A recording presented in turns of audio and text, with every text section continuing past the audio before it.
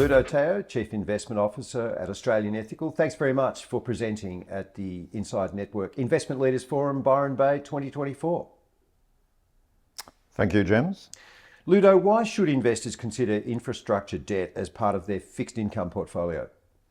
Well, you look at the risk framework, you've got a lot of geopolitical tension, you've got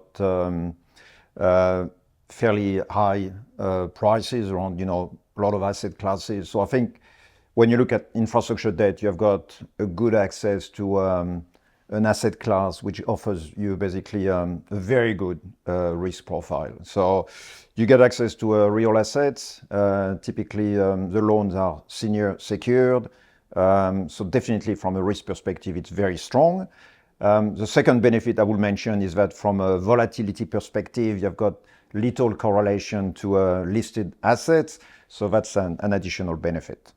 What are the primary risks associated with investing in infrastructure debt and how can they be mitigated? Well, typically what you find is that, of course, you are financing real assets, so you are exposed to the risk elements of your underlying assets. But typically what we find is in this asset class, you have got basically the loans are very structured, so you have got the benefit of covenants, very strong covenants. Gearing level is typically low. Recovery rates is extremely high, and default is also very low. So typically you end up again with a very strong risk profile. How does the current economic climate affect the attractiveness of infrastructure debt? I'll probably mention two factors. The first one is that you feel that we are in still early 2024. You've got a lot of uncertainty, whether it's political or geopolitical uncertainty.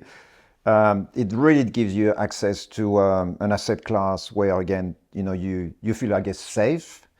And the second benefit of infrastructure debt is clearly, again, the lack of correlation, as I've mentioned before, to other asset classes. Can you give us an example of a successful infrastructure debt investment and what made it successful? Well, recently, Australian Ethical invested, gave a substantial capital allocation to INFradebt. So INFradebt is our specialist partner in the climate transition. The success is based on the deep expertise that INFradebt have, deep expertise around energy markets, and we think it's the basis for a very good partnership moving forward. What innovations are you seeing in the infrastructure debt market that could influence future investments?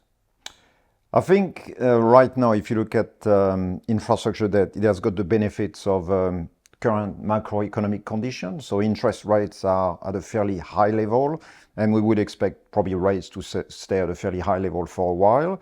So I think the key challenges or maybe innovation drives are going to be, can we make sure that we can deliver enough critical mass around infrastructure debt around years to come, so that, for instance, we can support the climate transition.